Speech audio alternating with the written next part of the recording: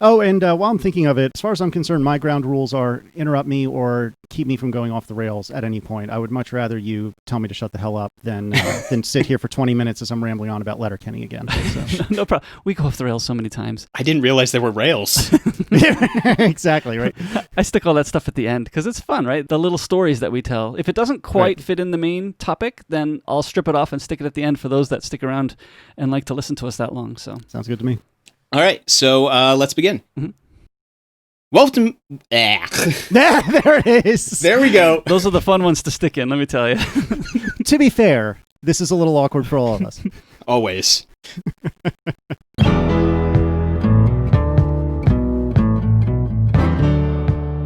Welcome to My Hill to Die On, episode 25. Everyone has things they're passionate about.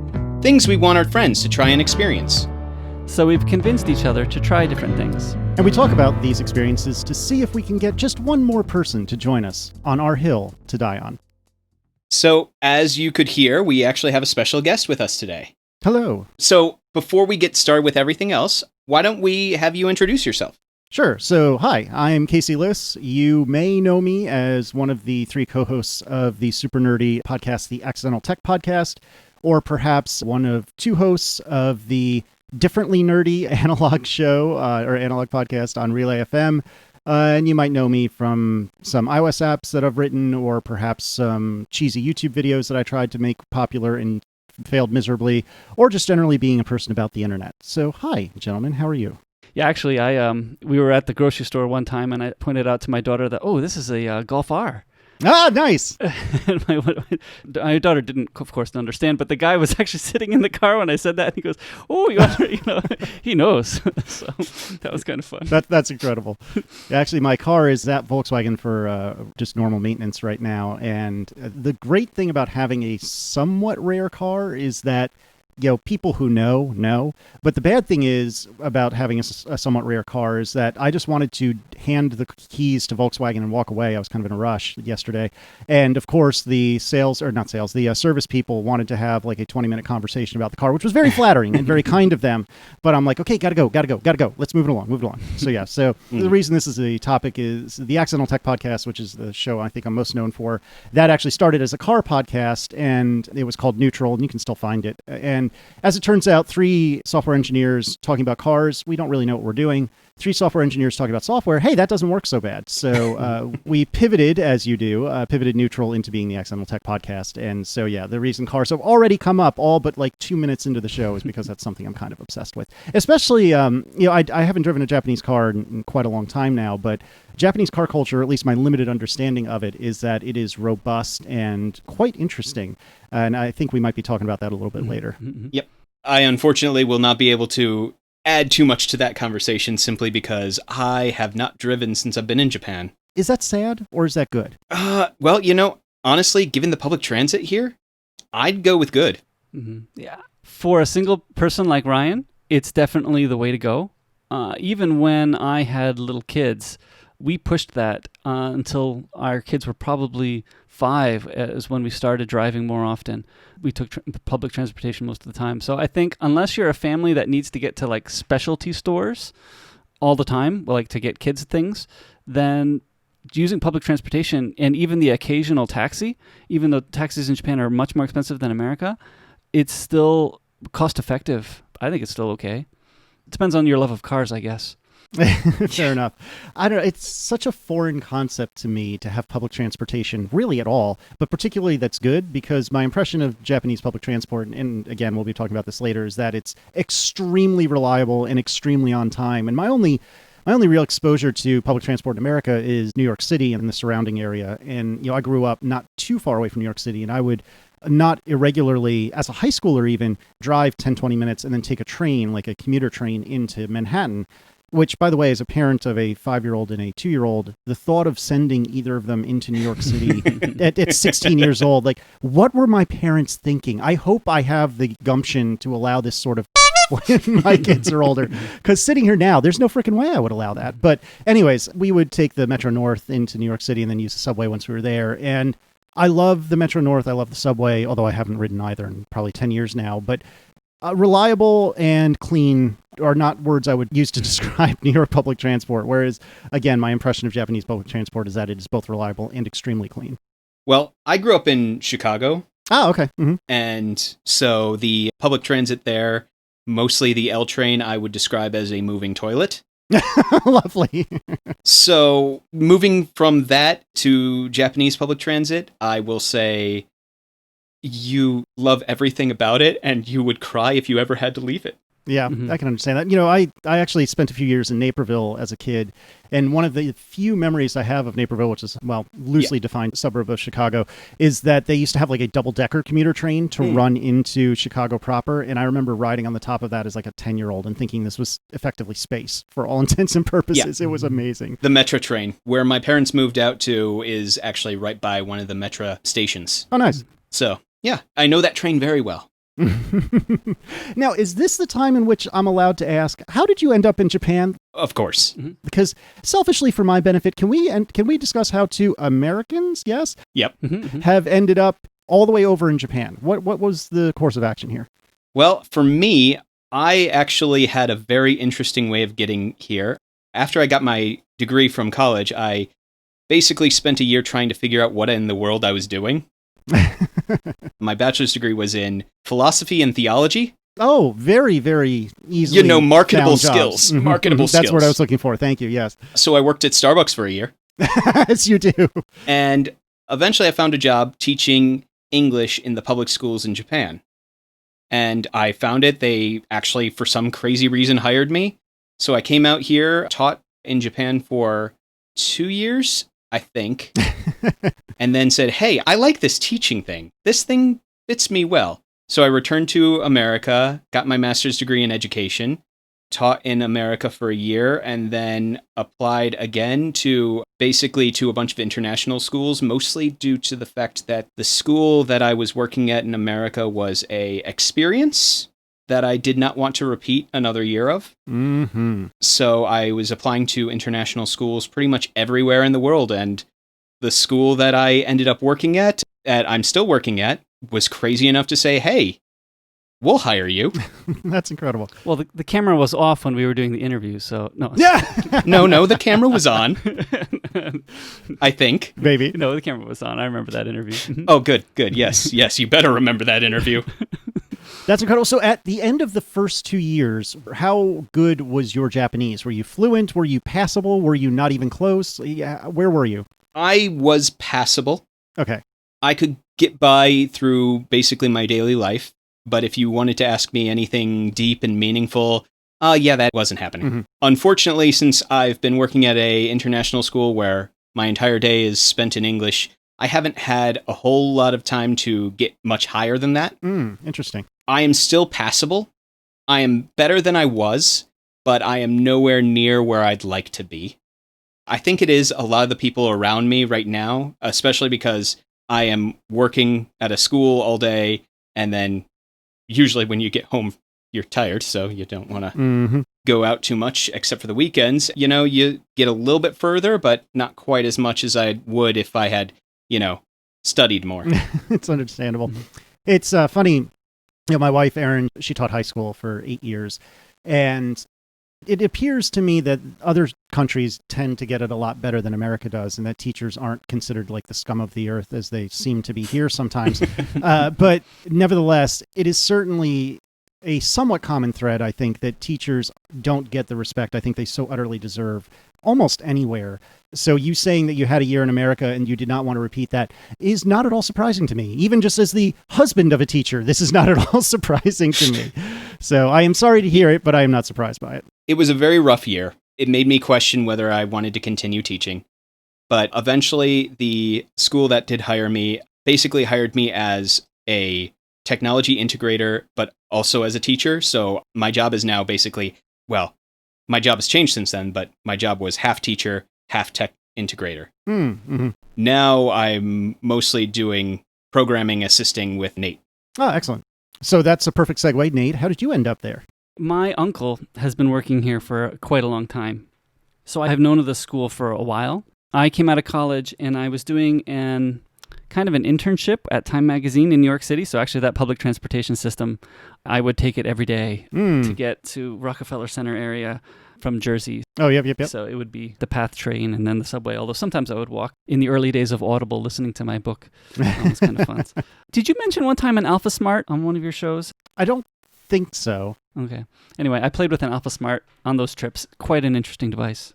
It was basically an ADB keyboard that would just buffer all of its things that you typed. So I would just type emails into it, and I'd plug it into the Mac when I got to Time Magazine, and then I'd hit the send button, and then it would just like type it onto the screen for you really quickly. Oh, that's wild. Interesting. I think Stephen Hackett might have done a video on this at some point, possibly. Oh, maybe. Yes, maybe that's where I saw it. So I was working at Time, and I was finishing up a project with them, and one of the other missionaries out here, not my uncle actually, but another guy, had called me up and said, hey, the school here is losing its elementary technology teacher. So I said, well, elementary technology teacher, well, I could probably teach that. So I applied, and then I came out, and my uncle had a health condition that just showed up at that time, and they weren't sure what was going on. So they flew him back to America for a year, and they said, well, since your uncle, who was the tech coordinator at the time, they said to me, well, actually, you'd probably be a better tech coordinator than you would be a elementary computer teacher. And I agreed with them. I said, yes, that's probably true. So I took the tech coordinator job, and they hired another elementary computer teacher. So I was there for a year, and then they ended up finding more and more things for me to do in tech coordinating. Even when my uncle returned, we were kind of both sharing the job, and that worked out pretty well for quite a while. And then about 5 or 6 years ago now, they put me in charge of the whole tech department. So that's about that time, I think, is when I was looking for Ryan. I think that was my first year as the head tech guy. So that's how I got hired. You didn't know better yet. So now I'm in charge of all technology at the school. It's a fun job. That's awesome. So are you still working with your uncle or no? Yes. Mm-hmm. Yes, he's just under me, but I give him a lot of latitude. He's been here for a long time. He's got all kinds of relationships with vendors and things. Actually, I came in college for a semester because I had taken Latin in high school, and my college didn't appreciate that in terms of passing out of credits.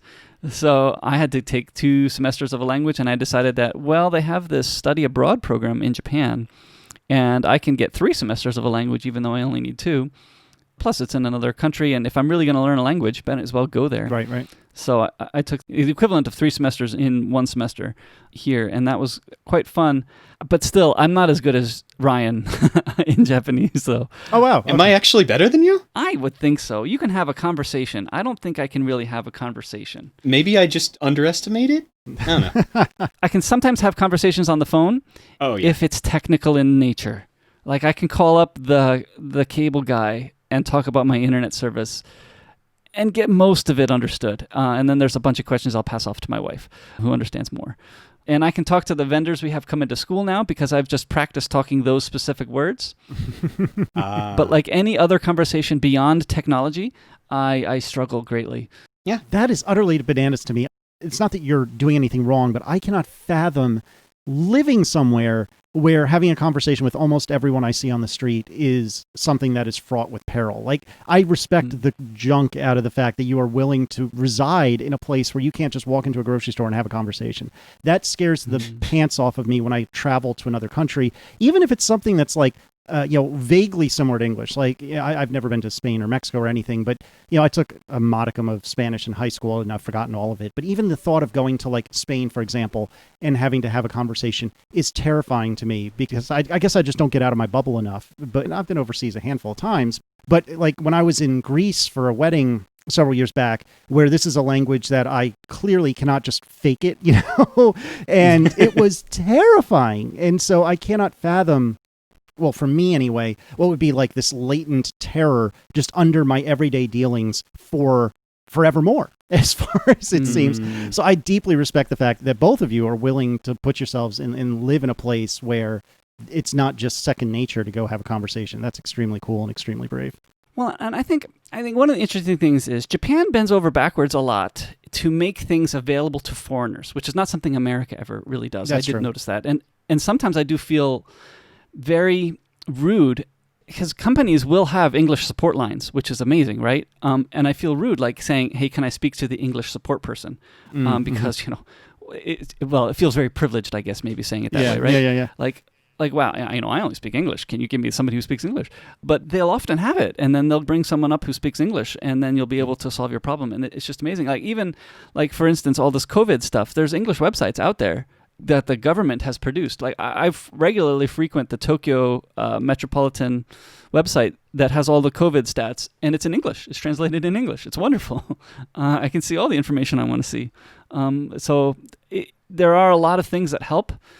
Mm-hmm. And I think for me too, like, also, I'm very comfortable now, because I don't study much more either of Japanese.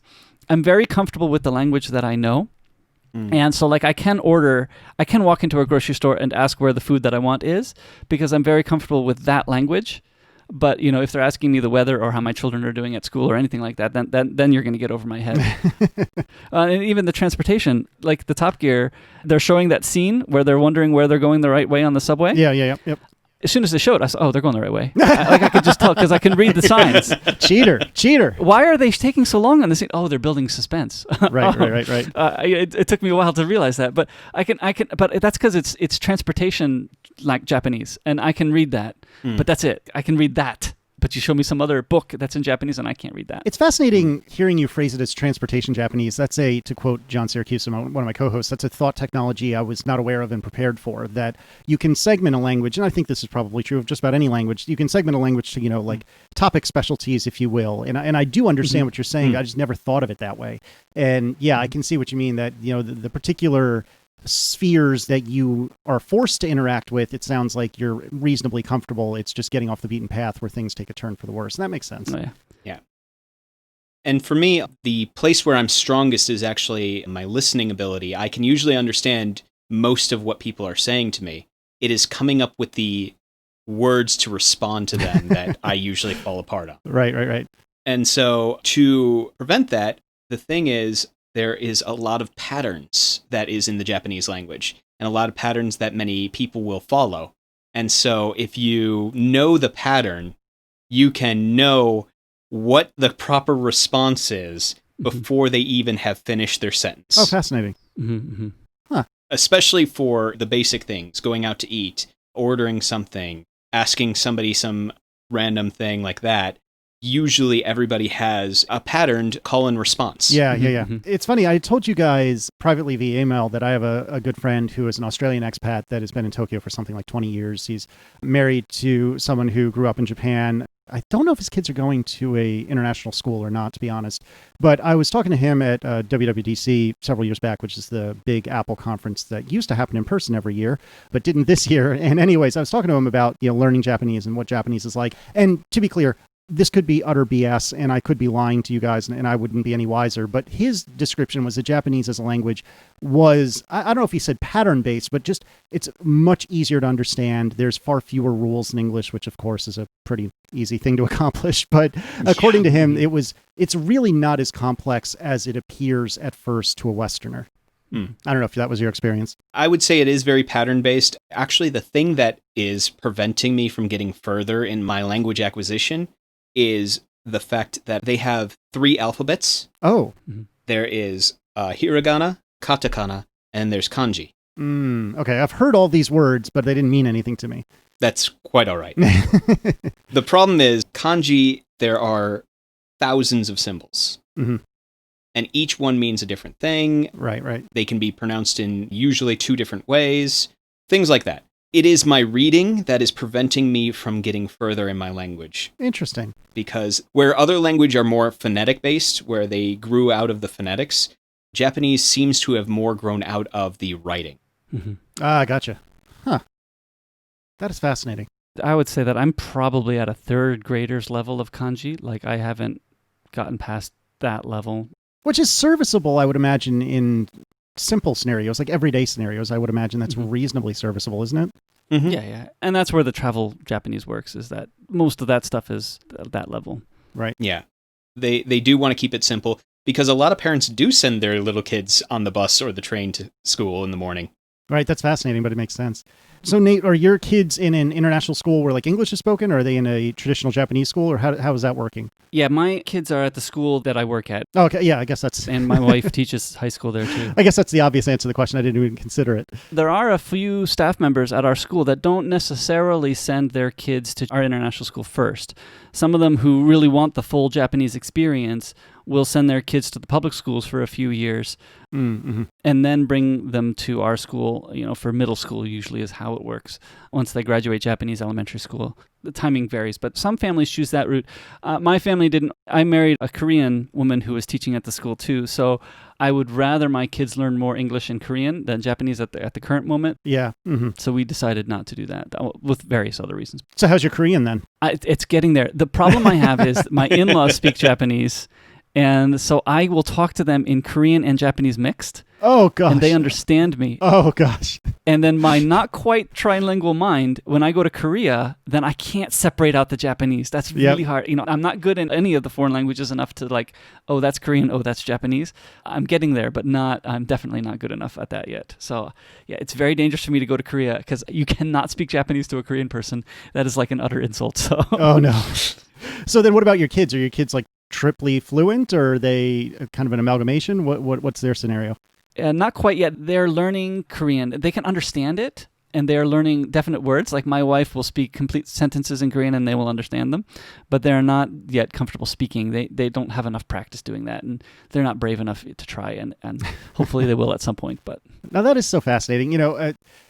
I'm pretty down on America these days in a general sense for obvious reasons. But one of the things that I think is a real bummer about America is that because we are so darn big and so varied within our own borders, there's so many different things to see. For an American, I feel like I'm a relatively well-traveled person, both domestically and internationally, but there are entire areas of America that I even come close to. Like I've never been to the Pacific Northwest as an example, and I've heard phenomenal things about it, and I've never been. And so even leaving aside the fact that we're not allowed to leave our country probably for the next year, despite that, there's so many things within the country that I'd love to explore, much less going somewhere else. But I think one of the best gifts I've given to myself is having been overseas to anywhere, even Great Britain, which is, this is very insulting to someone who's British, but is very much like an America light or an America rough draft or an America maybe expert level if you want to be more generous. But one way or another, it's not that entirely dissimilar, but yet there's enough differences that I think it really opens your eyes up and really gives you a new perspective on the world. And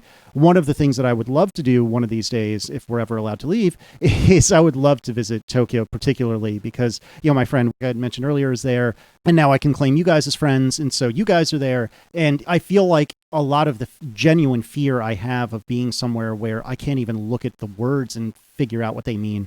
If I had someone with me who, even at a passable level of spoken Japanese, that's a heck of a lot better than what I've got. And I feel like that would be such an amazing way to see a new country. And particularly for my kids to see somewhere new. I mean, right now, again, at 5 and 2, I think they're way too little for it. But I think it would be absolutely fascinating for them to experience somewhere that is so incredibly different than what they're used to. Maybe the excuse I need is to take them to Disneyland. What is it, Disney Sea? What do you guys have out there? We have Disneyland and Disney Sea. It's quite interesting. Okay. It's both. Nice segue. Thank you. I try very hard. Let me back up a half step. So my eldest, Declan, is almost 6 now. And for his 5th birthday, we brought him to Disney World for a week. Well, the whole family to Disney World for a week. My wife and I, we're big enough Disney nerds that we actually honeymooned in Disney, which is a unique choice, but I stand by it. I've been to Disney World, 6, 7, 8 times in my life, including 2 or 3 or 4 in my adulthood. I've been to Disneyland in California a couple times. As an East Coaster, I would tell you, with no snark intended, I genuinely think that Disneyland is but the rough draft for Disney World. Come at me, Californians. But don't email Nate and Ryan, email me. So anyways, Disneyland is great in its own way, and yes, it's the original one. But to me, Disney World is where it's at. But I've heard from many people, including my friend Jesse Char, who has, I think, been to every Disney property literally on the entire planet. I've heard that Disneyland Tokyo is good, but Disney Sea, from what I understand, is its own unique animal in the best possible way. So tell me, what's the story with Disneyland and Disney Sea? Well, I have a basic idea. I think there are probably better experts than me, but I think Disney doesn't actually own these properties. I don't exactly know how that worked, but it's owned by something called the Oriental Land Company. And one of the jokes that Ryan and I have made in the past is that Tokyo Disney is not actually in Tokyo. It's in Chiba. Technicality, but it's basically just across the river from Tokyo.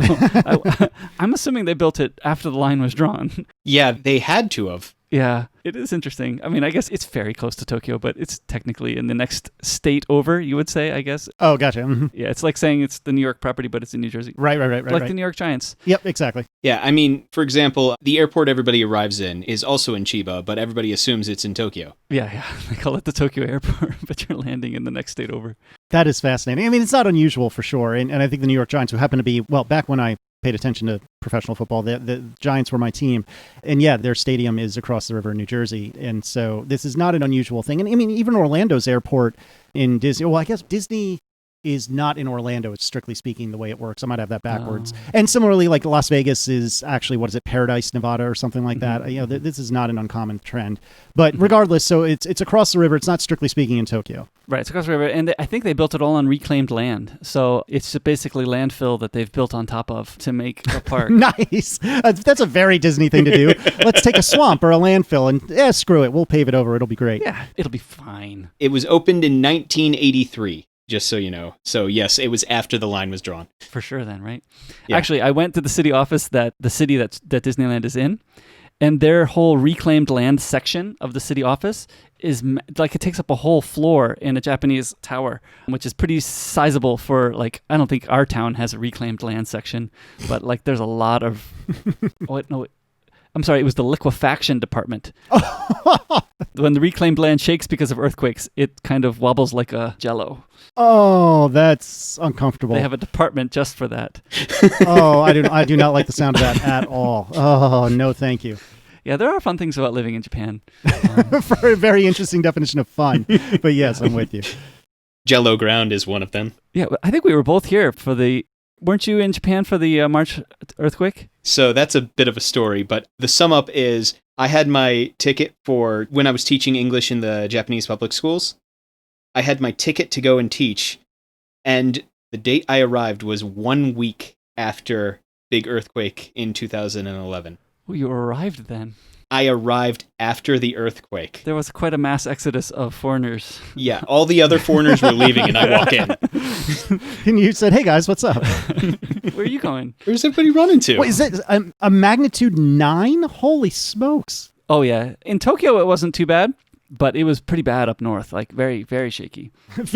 Magnitude 9, and you're describing it as I quote, very shaky. That might be a bit, with respect. I know we don't know each other that well, but I think that might be a bit of an understatement, sir. Oh, yeah, pretty much, yeah. You know, there were some other small issues that came along with the magnitude 9, you know. Tsunamis, nuclear meltdown. Radiation. Yeah. Details. Forgive me for being the guy that's reading you Wikipedia pages, but the earthquake moved the main island of Japan 2.5 meters to the east. Oh, really? I didn't know that. Shifted the Earth on its axis by estimates of 10 to 25 centimeters and increased the Earth's rotational speed by 1.8 microseconds per day. Yeah, this was a bit shaky. I think that's fair to say. Well, I'm glad my plane landed correctly right? Oh, golly. Not off by 2 meters. Oh, my word. Yeah, I was home when it happened, and my daughter was taking a nap on the couch, and I picked her right up and stood up right in the doorway like you're supposed to do. But man, I was scared. Whew. Holy cow. I'm sorry, we've gotten way off the rails, and I think that's my fault. No, it's quite all right. So liquefaction. Disneyland was finished in 1984, but I think Disney Sea wasn't finished for 15 years later, I think. It was quite a bit later. Let me see. I had it pulled Early up. 2000s? 2001. Yeah. And I think Disneyland does take a lot of its design from Disneyland in California. Sure. I was watching the beginning of the Imagineering. I've been watching that first episode, and it's very similar hub and spoke design to the original Disneyland. Yeah, which, quick aside, the Imagineering story, if you are at all interested in like engineering or architecture, really any of the many, many different industries that Disney touches, I cannot recommend the Imagineering story enough. Consider the source. I am a big Disney nerd, but I thought it was absolutely, absolutely fascinating. And it's, I think, 8 episodes of about an hour each. I think that's right. Something like that. It is incredible. So if you have the time, my most emphatic encouragement to take a watch, because it is great. And that's on Disney Plus here in America. I'm not sure if it's the same over there, but it is really great. It's the same over here because I have a VPN. Well done. I did sign up for the Japanese Disney Plus, and it is available here, but not everything is available on the Japanese Disney Plus as on the American one. And I don't have a VPN, but I'm okay. I'll be all right. Fair enough. I do like Disneyland's hub and spoke thing is really nice. Disney Sea it's basically got a large circle design, and it's super annoying to get across the park. Let me tell you. I once went from the Jasmine ride to the Toy Story ride, and that's like a 30-minute walk. It's like exact opposite ends of the park. And the other thing that drives me nuts, I'm a little bit too much of a perfectionist, but the map is drawn as if Disney Sea is a long rectangle, is how they draw the map. Oh, that's weird. But if you look at it on Google Maps, I'm doing that right now. it's like an L shape. Mm-hmm. Yeah, it's not rectangular. So my mind, I'm looking at the map saying, oh, well, the shortest distance from here to there is by going this route. Right. But when you're actually doing the walking, it's not the shortest route.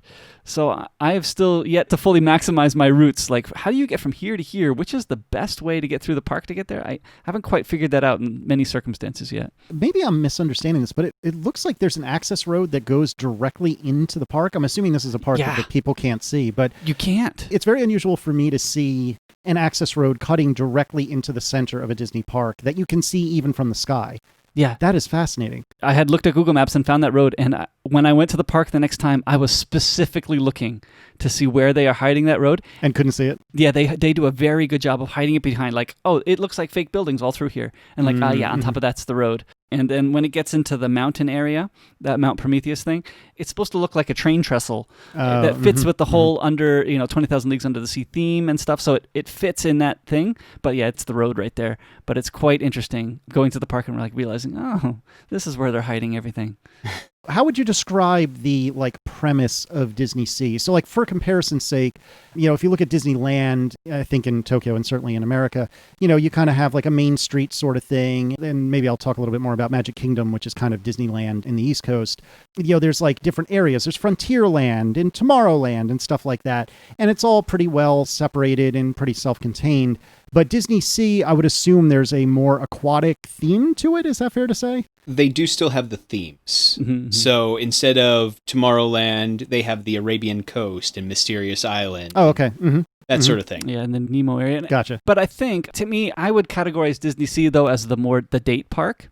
Like, everything has a slight more romantic twist to it, I would say. Oh, fascinating. Like, the whole New York City area, they're going off of Big Band and stuff where you would, go out on dates and stuff. Like, the Venetian gondola is supposed to be that, nice and romantic stuff. Yeah, I took my wife here when we were dating a long time ago. I know that feeling. I would say this is the date park more than... I would agree it feels more like a date park, but it also would work well as a group park as well. Yeah. Mm-hmm. Maybe not as much of kids. Not as much, although the whole Ariel's Mermaid Lagoon thing, which is, again, you see that humongous building in the center of the park, they do an amazing job of hiding that, too. I was very surprised at how big it was on the outside. I mean, it's huge on the inside. It goes underground for most of it. There's a whole bunch of kiddie-ish rides in there, and my kids will spend almost half the day in that place. Yeah, not to say that it doesn't have kid things. It's just, it feels like Tokyo Disneyland is more geared towards the family and the kids, whereas Sea is not as much geared for the kids. It's still there, but not as much. Yeah, it's more teens. The Indiana Jones ride is in Disney Sea here. It's somewhere else in America, right? It's not in... Well, so my limited understanding is that we don't have this ride in the same way you do. I don't believe... Well, I should rephrase that. Disney World does not have this ride. I think Disneyland does, if I'm not mistaken. I've heard through the grapevine that this is extremely, extremely cool. In fact, it just absolutely mind-blowing from what I've understood. In Disney World, there is a stunt show. So you sit down in a movie theater. Well, it's not a movie, but it's effectively like an open-air theater.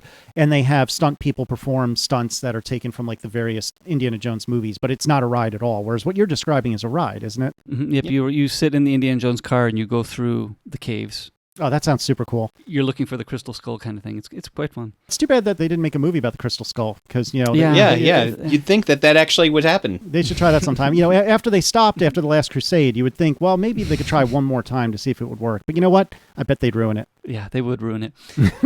It's best that they just leave off while they're still ahead. Yeah, right. Exactly. Why would you why would you mess with something good? Both Indiana Jones and Raging Spirits have the single rider lines, and that is great. Now, I couldn't do it when I was taking my kids, but I went this past October with the cross-country team. We had a competition, which was why I was visiting the city office quite often. We had a competition right near there, a nearby park, and then came to Disney Sea afterward. And as coach, I could just go the single rider line. And we took one of the other coaches with us. And it was great. He's like, how did you get the ride so quickly? I was like, oh, we went the single rider line. And it's like, wait 15 minutes as opposed to like the 100 minutes that everyone else was waiting. That's incredible. It's wonderful. Yeah, when we were in Disney World in October, there were a couple of nights that Erin was exhausted. And so she was like, well, I'm just going to chill here at the hotel room. But hey, if you want to go out and like be by yourself and get in a few rides, have at it. And I said, yes, please. So I went to what I keep calling MGM, but it's actually called Hollywood Studios. It used to be called MGM. And I went on the Millennium Falcon Smuggler's Run ride, and I did that single rider. And it was fantastic. I basically just walked right on the ride. And granted, I mean, it was 8 or 9 o'clock at night at this point, but nevertheless, I basically walked right on. Although the funny thing is, I've been told, having never experienced it, that the queue for Smuggler's Run is actually an experience in and of itself, which I've now cheated myself on account of not wanting to wait for an hour in order to get on the ride. So I guess there's a little bit of yin and yang there. But nevertheless, I agree with you that if it is socially reasonable to do the single rider line, and if you can get over the slight social awkwardness of it, it is an incredible way to get through Disney very, very quickly. Yeah, and I think those are the only 2 rides in Tokyo that have it. Maybe one in Disneyland. I forget now, but... Now, is the SS Columbia an actual ship? Is that like a real-life ship, or is that just fake? I think it's fake. It's humongous, but I think they built it there. Because it looks, from Google Maps anyway, it looks pretty darn real, but I'm not trying to say you're wrong. It's surprising how real it looks on Google Maps. I don't really know. My guess is that it's because they gutted it pretty well if it was real. Well, you have. When was the last time you were on the Intrepid in New York? I mean, that's been gutted pretty good on the inside too, and that was an honest-to-goodness aircraft carrier. So, I mean, it can be done, but I would also not put it past Disney to have built it explicitly for Disney Sea. Now, how do you get between the two? Is there like some sort of tram or something to get between Disney Sea and Disneyland? Yeah, there's a monorail around both parks. Oh, of course there is. Oh, I can see it now. Yep. Mm-hmm. Yeah, it's right next to the Indiana Jones ride. You can see it there. So what are the highlights in either park for either of you guys? Like if you're going and you only have a couple of hours to go, what rides are you going to go ride? I'm actually not a huge ride person. Okay, that's fair. Like I'll go on a couple of rides, but a lot of things that I love doing is I love like the shows, the parades. Mm-hmm. Those are the things that I'm usually looking for. The night parades that Disneyland does are always fantastic. Yeah, that's not surprising at all. I mean, they're great here, and I can only imagine, I don't know, maybe this is me being rudely stereotypical, but I would imagine that the Japanese ones have got to be even better than the ones here, so that does not surprise me at all. Yeah, Dreamlights, it's a good parade. But yeah, so for me, I tend to go to a lot of shows, a lot of things like that. I'll go to a few rides here and there. I'll usually do like Space Mountain, and a couple of these have popped up since I've last been there, so I'm looking through the list of ones going, oh, I haven't been here in a while. Yeah. There's new ones in Disney Sea. Since, as Nate mentioned, I don't have a family, I don't have an excuse to go here. Right. And I would be in the single rider line all the time, so, It's easy for me to say, but I think there is something to be said for having a day just to yourself to go and do whatever you want. I know it's very easy for me to say that on the other side of this table, but don't besmirch the thought of being able to do anything you want, whenever you want. There is something beautiful about that I don't remember very well, but I totally understand what you're saying. And plus, I don't know if this is your cup of tea, but the people watching at Disney World and Disneyland over in the States anyway is something else. Now, I don't know if it's the same in Japan, but it is something over here. It definitely is. And when I go, I am all about the environment, people. I love going to shows. And so it's pretty much okay, so what are the shows happening? And it always amazes me that like Tokyo Disney Sea, one of the shows that makes me smile is the fact that they still have Hello New York as one of their shows in Tokyo.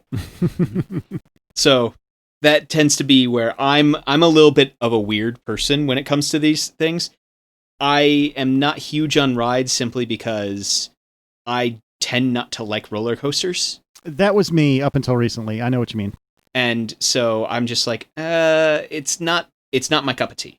Yeah, when I was 4, this is a terribly boring story, but now I'm committed. When I was 4, I convinced my dad to take me on a log flume at some like amusement park, some unremarkable amusement park. And my mom looked at Dad and was like, no, I'm not so sure that's a good idea. And apparently the story, I don't really remember it, but the story I've been told is that this log flume actually had like more than one drop, right? You would go down and then back up and then down, back up. And I guess after the first one, I looked back at Dad, tears in my eyes, and said, I'd like to get off, please. And he had to look at me and say, well, just going to have to ride this one out, son, because there's nothing we can do. And from the time I was 4 until I met my now wife, I basically never went on roller coasters because that whole like going down negative G feeling with your stomach in your throat, like I hated it. I just absolutely hated it. That is exactly the thing, is I hate that feeling. I mean, I even hate it when I'm driving my car and I get that feeling. Yep, that was me. And then I met Erin and I said, I've always thought about it would be neat to like honeymoon at Disney World. And she said, that sounds like an amazing idea. And in a rare case of Erin explaining something to me rather than making a request, Erin explained to me that if we were going to get married and if we were going to honeymoon at Disney, I will be going on roller coasters with her. And that's the damn end of the meeting. And so there's a couple of amusement parks near where I live in Richmond, Virginia. And one of them, actually, there's King's Dominion, which you guys would know as Kings Island. Same basic idea, different parks. Kings Island is in Ohio. Anyways, we went to Kings Dominion and we went to Busch Gardens, and there were a couple of roller coasters that did, well, Rock and Roller Coaster does this in Hollywood Studios. I am sure there's equivalents in Disney in Tokyo, but basically they use, I think they're called linear induction motors. So they launch you rather than relying on gravity to get speed. And so you don't need a big drop in order to make them work. And so I would ride those sorts of rides and get used to like the inversions. I would get used to the side to side, and that I was all in on. Like I loved all that stuff. It was the drops I didn't care for. And then over time, at the time it was at, I think it was at King's Dominion. They had an Italian Job themed roller coaster where you got into like, fake Mini Coopers and would ride this very, very short roller coaster. And there was like a little, like, 5 to 10 foot drop at the end of that. And I would like ride that a few times in a row and get used to that. And then I would move up to like some other ride that had like a slightly longer drop. And over time, I did eventually get to the point that I could handle it. Although to this day, so, I got married at 25. I'm now 38.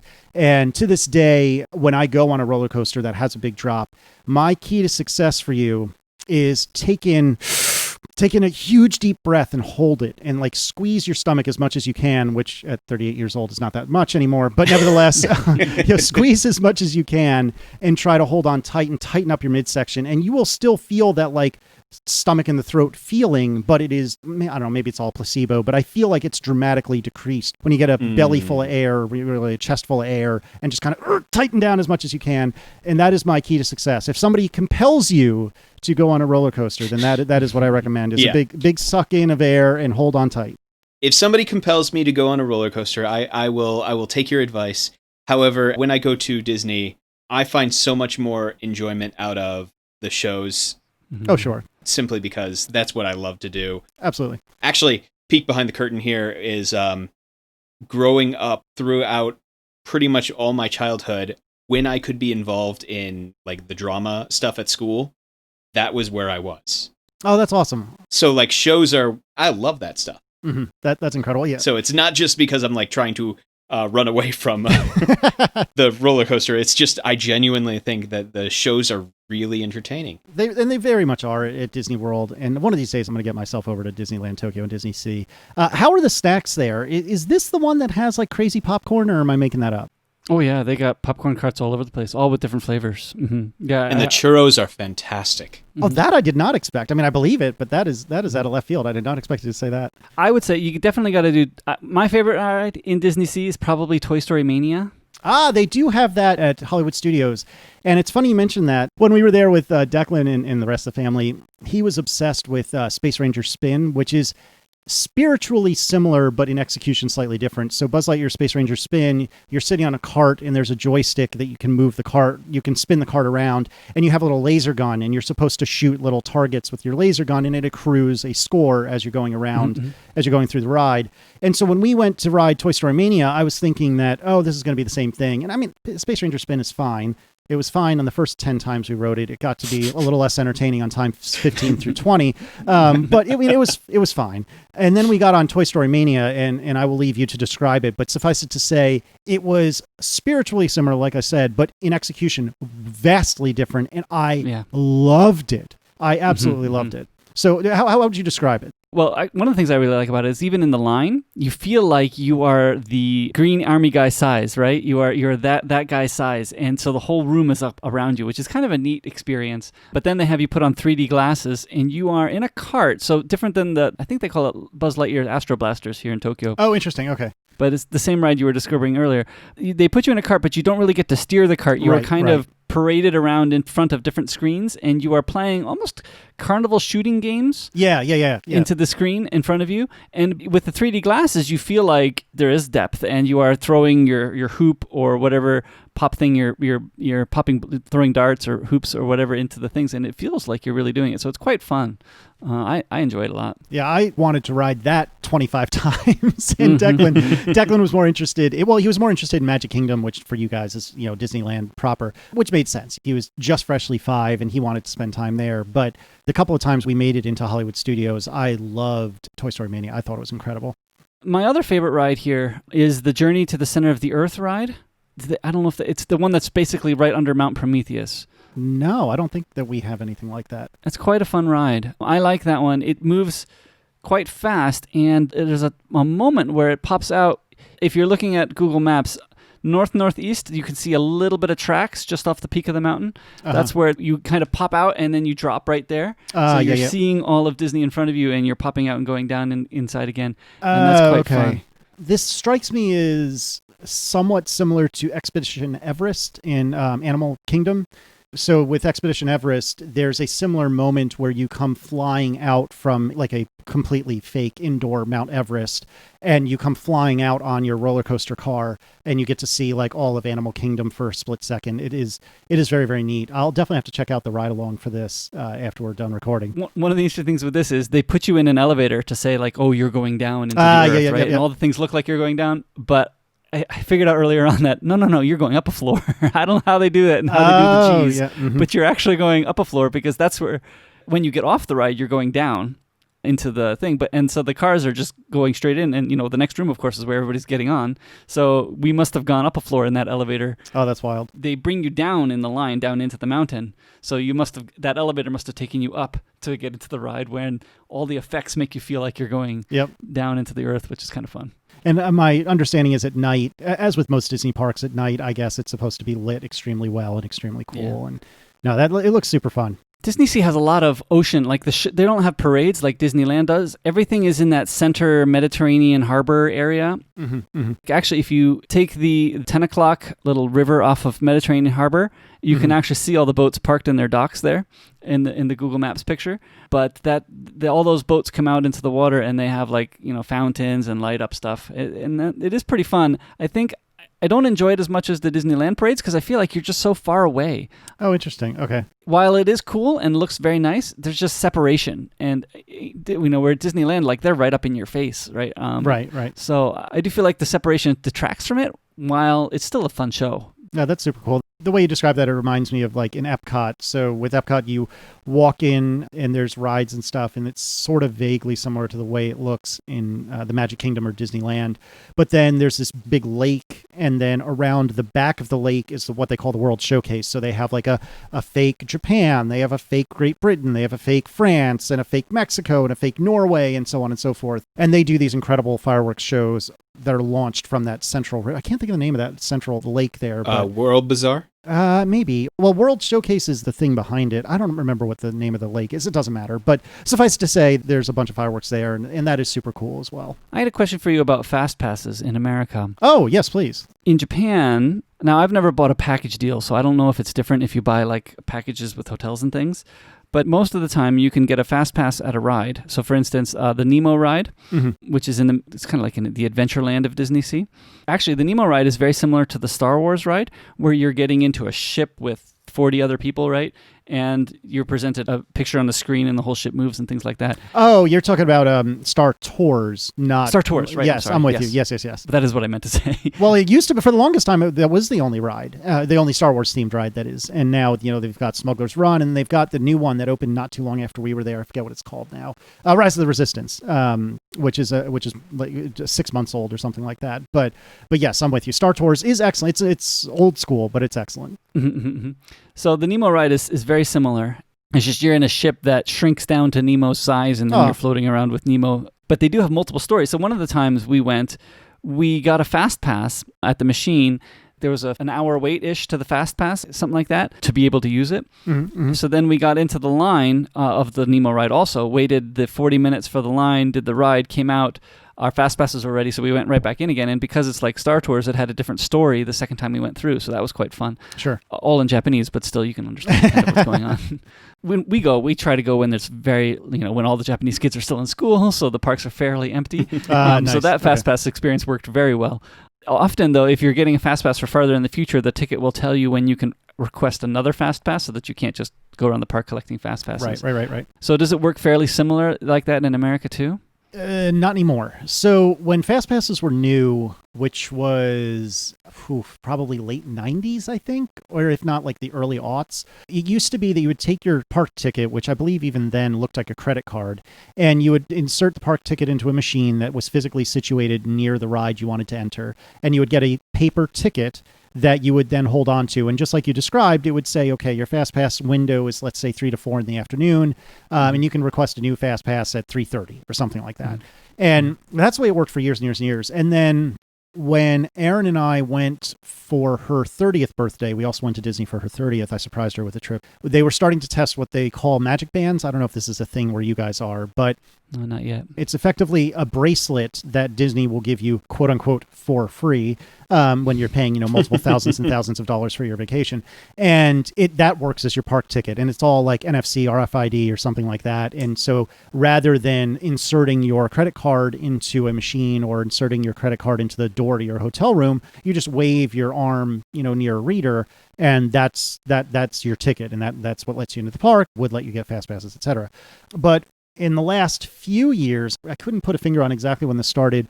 They started doing fast passes such that I want to say it's 3 months before the first day of your trip, you can actually start booking fast passes then, which has a lot of pluses and a lot of minuses. So you are 3 months before you've even left home, starting to figure out the exact itinerary of your day on vacation.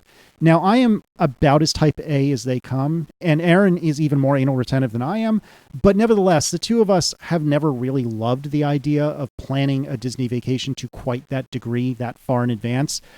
But yeah, you can reserve on the web or on the My Disney Experience app on your phone, you can reserve your fast passes way in advance.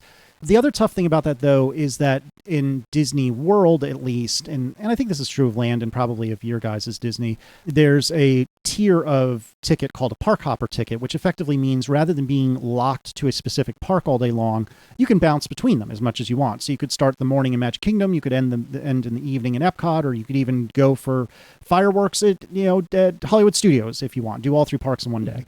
The tough thing about the Fast Pass system, the way it is now, is that you are committed to only one park once you get a fast pass anywhere. So this is pertinent because a lot of times the way Erin and I like to do is we'll do one park in the morning, another in the afternoon. And what we would want to do is say, get a Star Wars ride booked in the afternoon, but we know we're going to be in the morning at Magic Kingdom and we'd want to do, I don't know, Space Ranger Spin for the 89th time. We'd want to do that in the morning or whatever, but we wouldn't be allowed to. So we would have to burn our fast passes in the morning and then wait until we had used all of them before we can sign up for new ones in the afternoon. But now you've got 3 months and a day of people booking afternoon fast passes at the other park. And so it's tough because it locks you in to a schedule that you may or may not want to change when you're there. And it feels way less spontaneous than just walking up to a machine and grabbing a piece of paper. So I understand why they do it. And plus, from Disney's perspective, it gives them much better crowd management. It gives them a better idea of where people are going to be when. And so in that sense, it's probably a win for Disney, but I'm not convinced it's a win for park goers. Mm-hmm. Actually, in hearing you describe that, my first thought was, that sounds perfect for Nate. I don't know. I do like going and just trying things. I only optimize the way there and the way out and things like that. Mm-hmm. This is me totally believing that. Right. It'd be very tempting, I have to admit. I don't know. It's got its pluses and minuses, like I said. And I think for me, even though especially when traveling, I like to have a schedule. I like to have everything planned out. Despite that, I think one of the things I like about Disney is that barring some sort of real unusual circumstance, it's going to be a good day. I've often described Disney as being the geographic equivalent of Christmas, right? Like, you can be in a bad mood on Christmas. You can do it, but it's hard. For me, anyway, you can be in a bad mood at Disney. You can do it, but it's hard. And so for me, I kind of like the flying by the seat of your pants at Disney because it's such a curated, like, safe space to go a little bit off the rails. And since I too am not one who likes going off the rails, I like my rails and I like them very close and I like them very nearby. I like guardrails beyond the guardrails. And so generally speaking, this is not my cup of tea, but in the case of Disney, I feel like that's a place, or really most amusement parks actually, it's a place where I would like to be able to fly by the seat of my pants a little bit more than normal. Well, and I think going to Disney a few times has taught me to relax the rails too. Yep, exactly. I mean, even one of the times last June when we went, my daughter got a fever during the second day we were there. So I had to relax the rails. Because my wife has reminded me a few times coming back from Disneyland is that, Nate, you got to stop pushing us through the day, especially when my kids have short legs, right? Like, yep. We can run around the park and, be okay, but my kids need naps and they get tired quickly. So I have needed to, I need to slow down because otherwise we're not even going to make it through the day if I keep pushing, let's do this right, let's do this right, let's do this right. So yeah, I have gotten trained gently. Yep. This is all too familiar because Aaron spent like 2 months politicking before we left for Declan's trip. Now remember, this is a different experience than our last one when it was just us. We won't be doing 15 rides in the span of 2 hours. Like, this is going to be different. We should be excited if we accomplish 3 in the morning, all morning long. And so I think her politicking in advance definitely helped me go a little bit gentler and not drag like Michaela kicking and screaming. Well, I kind of had to do that anyway because she was not even 2 at the time. But figuratively speaking, I didn't have to drag her kicking and screaming through the park, as her legs are like spinning. It's like a Looney Tunes, where it's just like an ovular orb, as her legs are spinning because she's running so fast. No, I totally hear you on that. I got to run across the park because there's going to be a line. We got to get in the line as quick as we can. No. Just got to hurry up and wait. Slowly. Yeah, I got to hurry up and wait, exactly. I am curious on what the packages are like with the Fast Passes because I am reading that, at least according to their advertisements for the packages, which, tons of small print, there are special Fast Pass tickets for our vacation packages, no set return times. You can use anytime you like, oh, wow, making the most of your time here. That's what it says, but I have no idea what that actually means in practice. I think from what I've read a little bit on the vacation. Now, I've only looked at the vacation packages here in Japan a few times because they are super overpriced. From Disney? No. Well, that's one of the interesting things, Casey, is that I find that Disney is actually one of the cheaper trips for my family if you don't buy into all the things. Oh, yeah. Huh. Most hotels in Japan, if you're getting a decent hotel, you're going to spend $200 a night for a room. That's not terrible. I mean, it's not cheap, but it's not terrible. No. And the outskirt Disneyland hotels, you can get a room for $200 a night. So you're just as if you're going anywhere else in Japan, you're going to get a room there. And then you're just paying for park entry, which is not cheap, and they just raised the price again this year. But if you compare the price of park entry to going to Okinawa or even going on the highway where the tolls are very expensive, Disneyland ends up being a fairly cheap trip for us. So I rarely look at the package deals because I have found ways to optimize. I know where the cheap hotel that we like is. I know how to get to the park from that hotel, and I know where to park in the parking lot, right? So it has, I've optimized that particular route for my family, and it's fairly cheap. It's cheaper than going to Korea sometimes for us. And it's funny because going to Korea is often cheaper than going someplace in Japan. Wow, that's incredible. Because Disney World, and I think Disneyland as well, is just classically exorbitantly expensive. I mean, it was thousands upon thousands of dollars for us to fly down, all 4 of us. Although Michaela was under 2, so it was free for her to fly, free for her to enter. But yeah, to fly down, spend a week, and admittedly one of the nicer Disney hotels, but to spend a week there and get, a park hopper for 3 of us, because again, Michaela didn't count at the point. It was very expensive, and I would spend the money again in a heartbeat, but it is exorbitantly expensive, and it's one of the bittersweet things. I love people watching, which probably makes me a terrible person, but one of the bittersweet things about it is when you see a family that strikes you as though this vacation was a reach for them. And you see them trying to perhaps like figure out what meal to buy that's a little bit on the cheaper side, or perhaps like there's so much pressure for it to be a good vacation because it was saved for 5 years or something like that. And it is tough to see that because on the one side, I'm so glad that, this Phantom family gets to experience something as magical as Disney, but it's also tough because, obviously we had to save up for it, but it would change my experience if we had to save for like years in order to go on this trip. And I don't know that it would change it for the better necessarily. So yeah, Disney is not cheap here by any stretch of the imagination. Now I think it can be done cheaply, but there are many, many trade-offs you would have to make in order to make that happen. And those are trade-offs that I personally was lucky enough not to have to make and didn't want to make. And I think it's super convenient for us that we live this close to a park that we can do that. Right? Even for instance, in the latest few times we've gone, we haven't even eaten dinner in the park because there's a Japanese family restaurant about a 15-minute ride on the way home that we just stop at now as we go out. Oh, yeah, there you go. We miss a little bit of, eating in Disney's fun, but at the same time, we get food that we know and enjoy and still get to enjoy more of the park while we're there. So we've made certain trade-offs to make it cheaper, but I don't think we haven't lost as much fun, which is kind of nice. So. Well, it's also, I think it's a little bit different because looking at the, Google map, it appears that there is a lot of what I would call Tokyo, and I guess isn't strictly Tokyo, but there's a lot of stuff around Disneyland, whereas with Disney World in particular, it's a compound in and of itself. Mm-hmm. I forget how many acres it is, but it's truly and utterly massive. And so it's kind of a production just getting from the surrounding, like, quote unquote, real world area through the gate, through the surface streets, into the parking lot, and then into the park. Whereas it looks to me like it is considerably less challenging to go from outside of Disneyland or Disney Sea into Disneyland, be it by car or by foot or whatever. Oh, yeah. For example, the thing that I pass by Tokyo Disneyland every year for usually is there's a big convention downtown that I tend to go to that passes basically right in front of Tokyo Disneyland every time. And you're going to Tokyo Game Show? Yes, it's Tokyo Game Show, by the way.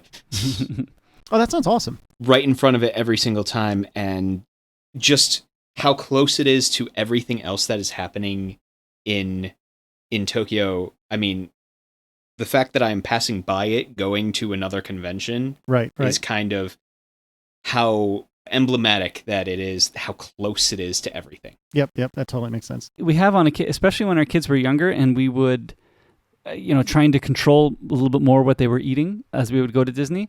We would sometimes stop at a convenience store on the way in and pick up some Japanese food as we're heading to the parking lot.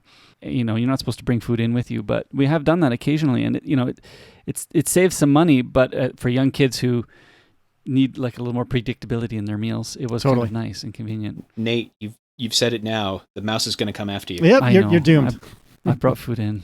But in the States, doesn't Disney own most of the land surrounding World? Yeah, so I haven't read up on this much, and I understand, I don't remember the name of the book, but I understand there's a pretty good nonfiction book about this. But suffice to say, Walt Disney in like the 60s started making a bunch of shell corporations and buying up a whole bunch of basically like swampland and like Everglades, swampland in the Orlando area, and did it under a bunch of shell corporations. So, the price wouldn't skyrocket. Nobody could realize what was going on. But yeah, again, I don't remember the exact measure of how big it is, but they own a tremendous amount of land in Orlando. And they have like this really interesting like cupcake deal with the city of Orlando or Stanford or wherever it's strictly speaking located, such that, forget the name of the town that Disney incorporated, but Disney actually has its own town. Like, it's legally recognized as a town, and I think Disney runs the fire department for the town.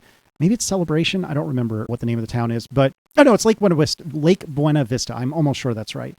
So Lake Buena Vista, Florida is a place, but Disney like provides municipal services to some degree for Lake Buena Vista. It's like this really weird, like parasitic, odd situation that they had set up with the Floridian government, 40, 50 years ago, and is still the case today. So yeah, they're literally their own town by some, depending on how you cut it.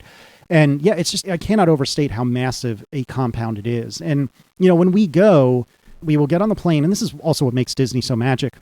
We'll get on the plane here in Richmond, Virginia, if you're not familiar with the American geography. We could alternatively drive down one highway for forever and a day and end up not too far away from Disney World.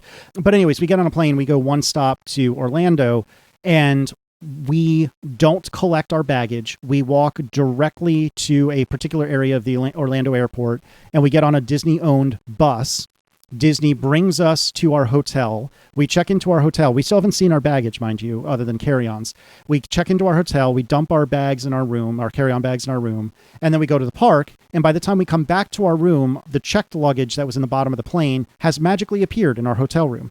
And then on the way out, we will hand our checked baggage to Disney employees at our hotel, and then it disappears. We get on a similar bus to go back to the airport. We go and we get on our plane, and then our bags magically appear on the baggage carousel back in Richmond.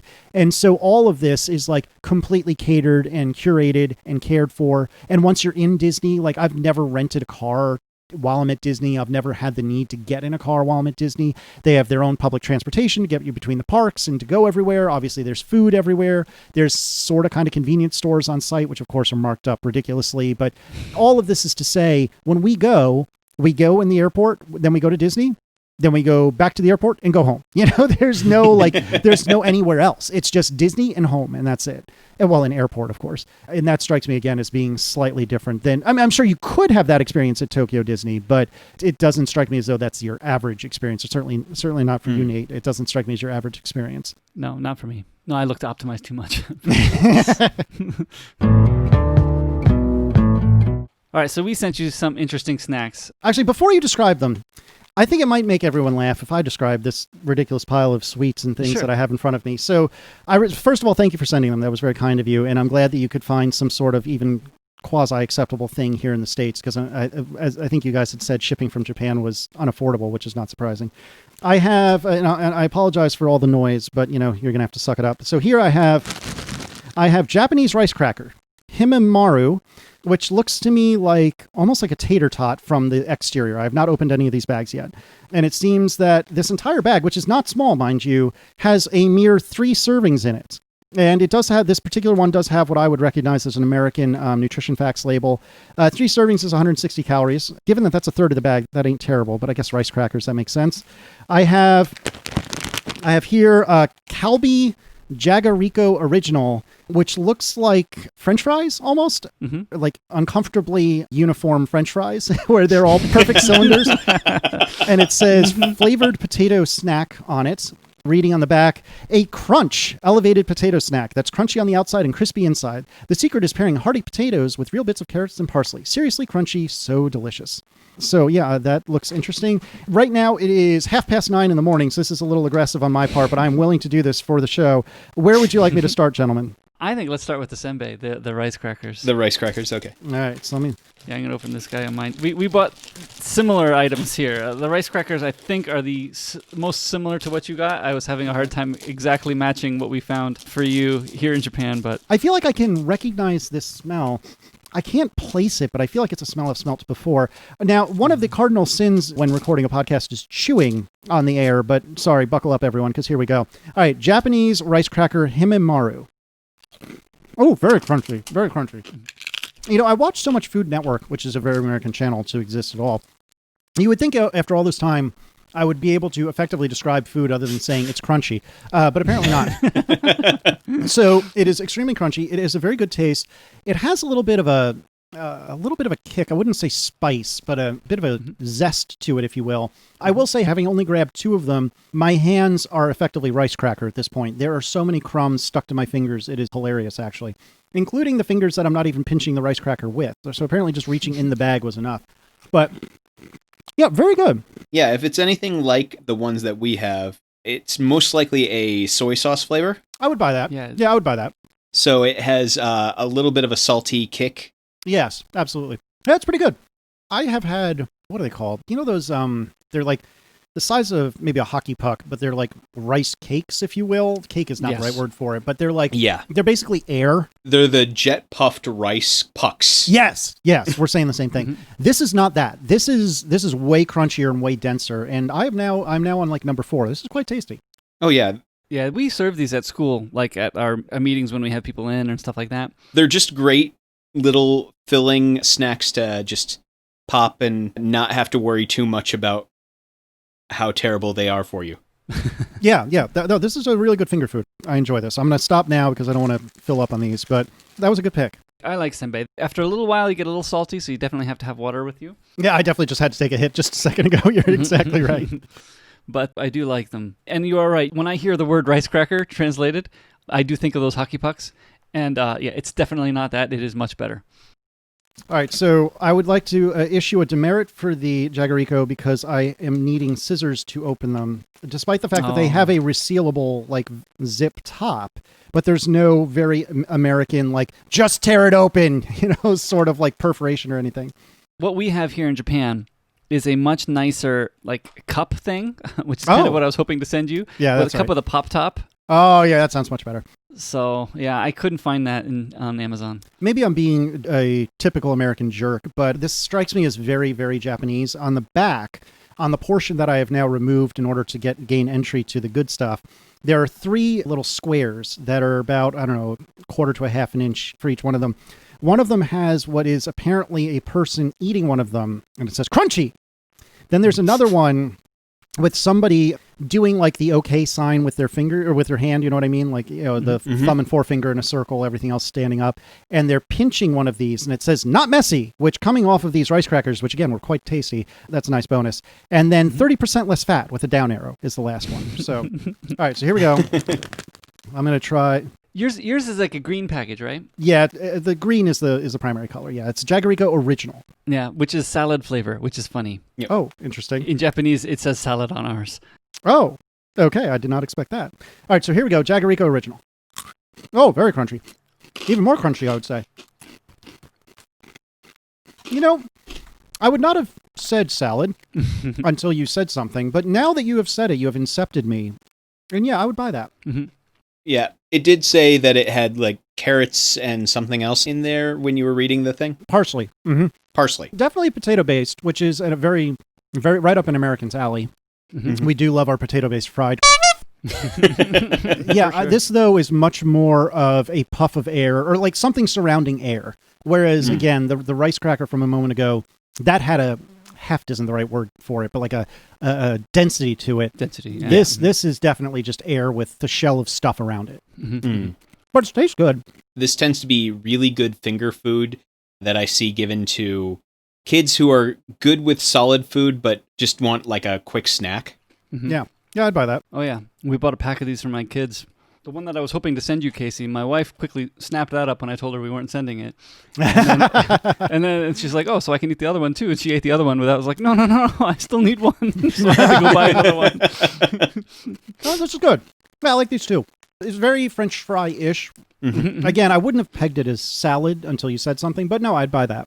Usually the flavors we tend to see in the store are salad. There's a cheese one. Mm-hmm. That's American as well. And a butter one, I think, too. A butter one. So I see, so there's 3 symbols, and apparently the Jaguarico are talking to me. But the third of the 3 symbols is like a quotation mark pitched almost sideways, and then like a closed parenthesis, which I would describe as like a smiley face, like a smirking smiley face. So I don't know what the other 2 are, but I recognize the smirky smiling face on there. Is that the Ga symbol? When you start eating, says the back, this is the apparently the mascot, which is a giraffe. Now Google Translate's failing me, but it said when you start eating, and then now I'll never see the punchline. So are you talking, there's like a bunch of characters on the front. They're red, green, right? Yes, that's not what I was talking about. I was talking about lower down, the actual Jaguaricos themselves are apparently talking, and they're saying 2 different things. Gari. Crisp. Oh, okay. There you go. Yeah, gari and saku. Yeah, those are the sound effects that you're making when you chew it. Yeah, basically. the onomatopoeia. Okay. Japanese has a bunch of onomatopoeia. Mm-hmm. And then on the back, like I said, this giraffe is trying to tell me something, but for the life of me, I can't tell what. Oh, yeah. He's talking about the one on the back. Tabetashi tara kirin ga nai. Kirin ga nai is not a giraffe. It is. You're not eating a giraffe. No. That, okay. Not sure. Not sure about that, but I'll go with it. I think it's supposed to be a pun. I think it's supposed to be a pun on kirin. There's another meaning for kirin, which I forget right now. Yeah. Yeah, I think the fact that the kirin has the dots next to it, I think they're saying it's a pun, right? Yeah. I'm not sure what the pun is supposed to be. Yeah, it's making a joke that I don't quite understand. The one thing you do realize as you learn Japanese is a lot of companies love puns. Mm-hmm. When it's not your native language, a lot of the puns tend to go over your head. Yeah, that's not surprising. I have to say, these are all winners. I would put on the happy face, but I would not be enthusiastic if these were garbage. And no, these are good. I'm actually most surprised by the rice cracker because, I mean, I have nothing against, the extruded hockey pucks that we were talking about, but they don't typically taste like much of anything, and they just kind of are air and little else. Whereas this, I know I said it before, but this had a density or a heft to it that I quite liked. And aside from the fact that I think I've covered all of my being with dust of rice cracker, that was my favorite. The Jaguarico, I think, were good. They were definitely good. They were vaguely French fry-ish, but the lack of density, especially coming after the rice cracker, I thought was kind of whatever. I will say that for me, the Jaguarico are always kind of, you're buying that more for the flavor than you are for the filling. Whereas Senbei, you're buying that to feel more filled. That makes sense. I can buy that. Oh, these are good. Thank you, gentlemen. These are quite tasty. And so you had rough equivalents of all of these? The Jaguarico and the Senbei we had. So are there like really nuts flavors of Jaguarico then that you can find? Like something truly preposterous? They have egg, was a fish egg one. Oh! It's not as popular. You don't say. The salad one is more popular. So there was a British television show. Actually, it still exists as far as I'm aware, but it's called Top Gear. And for something like 15 years, starting about 2002 until, 3 or 4 years ago, it was hosted by three men, Jeremy Clarkson, James May, and Richard Hammond. And that is the canonical, in my personal opinion, run of Top Gear, despite the fact that the show has been on in some flavor or another since like the 60s. Well, anyways, this was for a long time my absolute bar none favorite TV show. I don't think that's really the case anymore. Generally speaking, they would have like different segments on each episode, and they would do different things. And often, but not always, they would have a challenge. And so what they would do is typically they would split up either each individually, the three of them, or perhaps two and one, and they would try to do some sort of challenge or like competition or whatever. And so for the one that obviously jumped into my mind, and I'm trying to find which actual episode number it is. I thought it was episode 4 is what I thought it was. You're probably right. There was an episode wherein Jeremy Clarkson took the then new Nissan GT-R and raced, as they phrased it, I don't know if this is actually accurate, but they phrased it as racing across Japan. And the other two, James and Richard, were going to be taking Japanese public transport, most particularly the bullet train. And so the theory was that, of course, they planned this out such that it'll be relatively close, but the theory was, how could you possibly beat Japanese public transport across the country, especially since the rumor has it that the traffic inside Tokyo is just indescribably, undeniably bad. So the theory is that there is no chance that Jeremy's going to win. Even having won many of these competitions already, there's no chance he's going to win, because how could you possibly make it through rush hour in Tokyo and beat the bullet train? So this is episode 11.4, which I think you said, Nate. It is 11.4, and it's in different parts, but you can find the relevant pieces online. But it is one of my favorite episodes of Top Gear, to the point that some of the phrases, particularly that Jeremy says during the show, have entered like the Liss family lexicon. So, for example, Amy's back! Amy's back! Which we'll talk about what that means in a minute. Like, Aaron and I will not occasionally say that to each other, or earlier on in the same context, like, oh, we're doomed, and stuff like that. So the premise is Jeremy's in this GT-R driving what he would say is across Japan. Again, I'm not sure if that's actually accurate, but driving across Japan, and the other two are taking various forms of public transport. And one of the tough pieces of that is that they need to, the guys on the public transport need to figure out how to navigate public transport, not speaking any Japanese. So the reason I brought all this up is that at some point, Jeremy starts rummaging through what the producers had given him as a snack, because he was in the car for like 6 hours.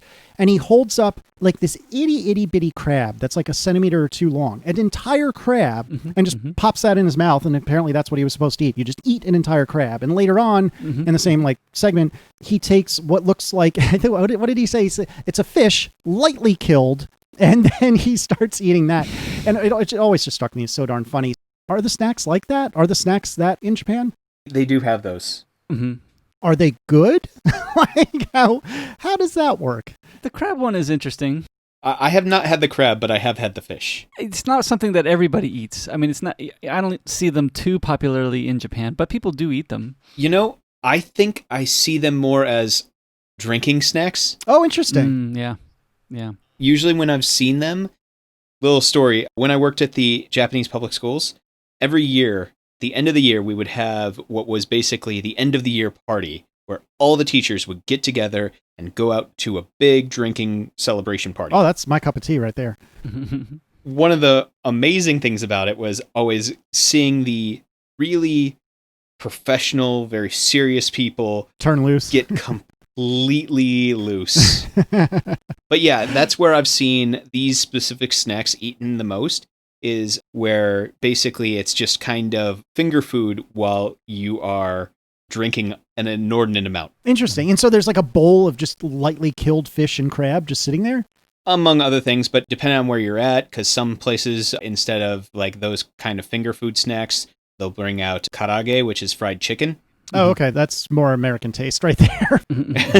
Or yakitori. Yakitori, which is, again, that's a lightly grilled chicken. But what's interesting about that is, depending on where you go, some of them will be like breast meat, some of it will be like almost the cartilage. That's interesting. Huh. Yeah, I always found the grilled cartilage kind of an interesting choice. Never my cup of tea. Yeah, I don't know if I would really enjoy that myself, but it's understandable. Okay, so the snacks, so far that checks out. Well, maybe before I start quizzing you and doing 20 questions for 3 hours, what was your guys' impression of how this was presented? Like, was this legitimate Japan, or is this like the completely British, like, kind of obnoxious take on what Japan really is? I think it was pretty good. I mean, there are whole lots of stuff they glossed over, but I mean, to me, it felt like, yes, this took place in Japan. They were doing the things that they would have done. Going on with your snacks thing a little bit, I loved when James May and Richard Hammond were exploring the station inside of the Shinkansen area. In the Shinkansen area, once you've entered that, there are like tons of snack stores. One of the things you do is buy something they call ekiben. Eki meaning station and ben being short for bento, meaning lunch. So you buy your station lunch that you eat with you on the train. Ryan and I took a trip down to Kobe last year, and on my way back, as I left early, I bought an ekiben, and you sit there, and there was like 50 options in front of you, and then you pick like, I'll have number 43, please, and they just pop it out, and it's a nice, tiny, little compact lunch that you bring with you on the train and eat on the train. So that is an experience. So actually, I was kind of glad to see that they did that. That is one thing that you should do if you're riding on the Shinkansen, is try out an ekiben kind of thing. Yeah. So I was glad they did that. Yeah, I think it was pretty fun. I think I enjoyed it. I saw bits of Japan in there, which is what I think was valuable for people watching. So I did laugh at that point too, because they were specifically in the part of the convenience store that has the food that is like, you're buying this to go home and finish preparing this with the rest of your meal. Yeah. They were not in the section of like the grab and go kind of food. Yeah, they weren't. That made me smile a bit. The thing that actually I found great was so much of what they were doing and how big of social faux pas they were doing. I was going to ask about that, actually. So one of the things on the Liss family lexicon is, oh, mate, gotta go. And this is because Richard and Jeremy were often talking on cell phones to each other. On the train. Yeah, I can hear the disgust in your voice already. So it was on the train a lot of the time that they were talking to each other. And at least one occasion, a very disgruntled Japanese gentleman came up to them and was shouting at them, saying, miming with his hands, hang up the phone. So that is indeed a deeply offensive thing to do. On the train, on the bus, everything. So while they were doing it every time, I'm cringing. If you really need to answer the phone on public transit, what you're supposed to do, you basically will pick it up, say, I'm on the train, hang up, and then at the next station, get off, and then call them back. Actually perform the call. Yeah. Okay. So that was deeply offensive. It's a big social faux pas because it's basically you're being rude to the rest of the people on the train. Oh, no argument. I mean, I'm on board for this being a faux pas. I have no complaints. And I think the other thing might have been, given that this was a show, there was going to be, in addition to those two guys, there's probably also a couple of cameramen with them. And sound. And so yeah. It's probably all these people were looking at this giant production and these two loud foreigners getting on a phone. That's probably what was going on in their mind, where they were just like, okay, this is just too much. I mean, if it was one of these things, we would have let it go. But since it's the phone and all of these other things, it's a bit much. Yeah, I can understand that. But in general, it sounds like for both of you guys, it rang as at least a reasonable interpretation of Japanese life and culture. Yeah. Yeah, for train travel. For train travel and for a foreigner's basically perspective on what not understanding anything around them would be. Mm-hmm. Are the fuel filling stations, or the gas stations attendants as chipper and cheery as the young lady was filling up the GT-R?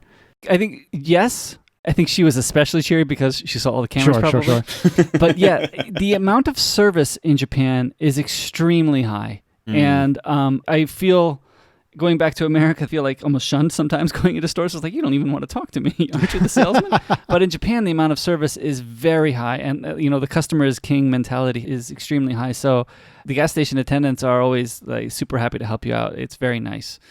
Spoiling, really. Yeah, you walk into a department store, you walk into any store, and you will have at least 2 or 3 employees yelling out, "Welcome." Oh, okay. Mm-hmm. Just to greet you as you walk into the store. Mm-hmm. Yeah, and so when you feel a service that's not great, like in the story where I bought my car, actually, I met a car salesman was just very rude to me. And it's just super weird. It's super weird to have that feeling of a salesman not being nice. And so it's really something you don't see much. Mm-hmm. And the funny thing on that note is, and all these people, I'm sure the employees at department stores are probably working on some sort of commission. But at restaurants, no tips, nothing like that. Oh, wow. Mm-hmm. Okay. That's incredible. And so moving along, at one point, there's a lot of drama because Jeremy was fiddling with the GPS, the sat nav on his GT-R and accidentally cleared out the navigation part. And of course, this thing is all in Japanese since he has no freaking clue what to do to get it back. And so this is where I've been doomed if he lost control of his GPS and then onboard navigation. And he does. And so he's circling through Tokyo, like trying to figure out how to get to where he's going. And he's looking over and saying, oh, there's the airport because something's landing. That might be what I want. Except that plane was going to a different airport than he mentioned. I think that one was going to Haneda. Okay, and so is that, I presume, entirely the wrong direction? No, Haneda is close to where the Aqualine starts, which is the road he rode on under the bay. So he was in the right area. But Narita Airport is far off in Chiba, like we were mentioning earlier. Right. Okay.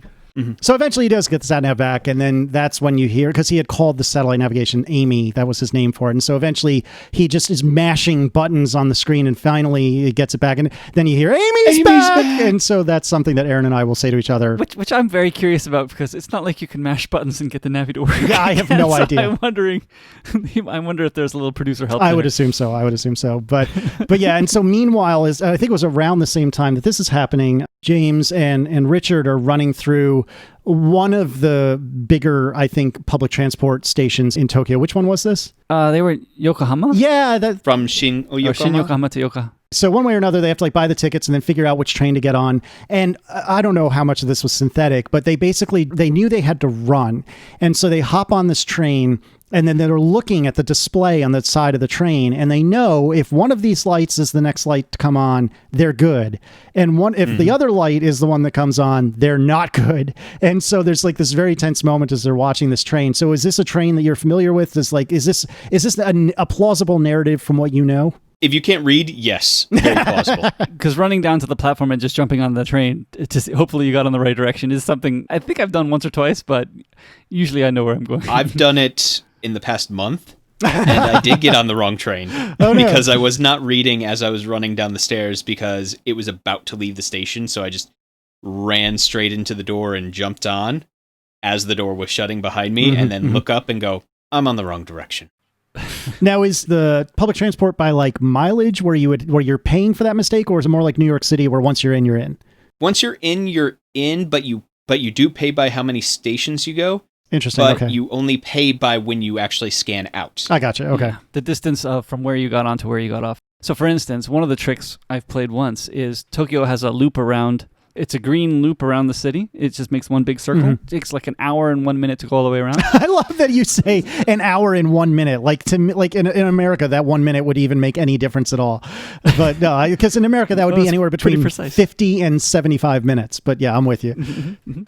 So I have ridden that train in the complete circle, but then knowing that I can't get off on the same station I got on because you will put the ticket in the machine and it will yell at you because you can't get off the same station you got on. Right, okay. So I got off at the station before, and then rode one more stop to get back to where I was, just to have fun going around the city one time. Because I went all the way around the circuit, I only paid the short thing because basically I only went one station, even though I went the whole way around the city. That makes sense. Pretty much when you were mentioning that 1 minute might be, this comes back to what they were talking about. Being over a minute late is being late. So yeah, that was accurate. Yeah, that is very accurate. Since a lot of the students who go to our school ride the train, many times we will have our front office, if the train is late for whatever reason, the front office is accepting these slips of paper that the kids are given where it says basically an apology from the station. Wow. We're sorry that we were running behind, just to let the school know, or businesses if you were a salaryman working in the area. That's incredible. For a minute. For a minute or more. Golly, that is such incredible organization. I cannot fathom finding something that reliable. No, that's extremely cool. And so yeah, the whole segment I thought was very fun. I hope you guys enjoyed it as well. And I think it's a really great way to expose yourself to this show. I was a little sad that the public transit didn't work. Yeah. But it was extremely, extremely close, and surprisingly so. And I think had Jeremy... They should have ran faster. Yeah, exactly. Had Jeremy not gotten through Tokyo reasonably effectively, despite the losing of Amy, I think it would have gone the other way. It just, so much of this episode I just thought was hilarious. I love where he yawns early on in the show. Very early, he's yawning, and I'm thinking, oh, jet lag. Yep. he came off the plane just a little bit ago. He's still getting used to the time difference, because that's one thing always in Japan. And he did say it was like a Tuesday afternoon when he was driving. So when he was in downtown Tokyo, it was probably earlier in the... 5 or 6. I do wonder, because he was kind of on some side roads in Japan.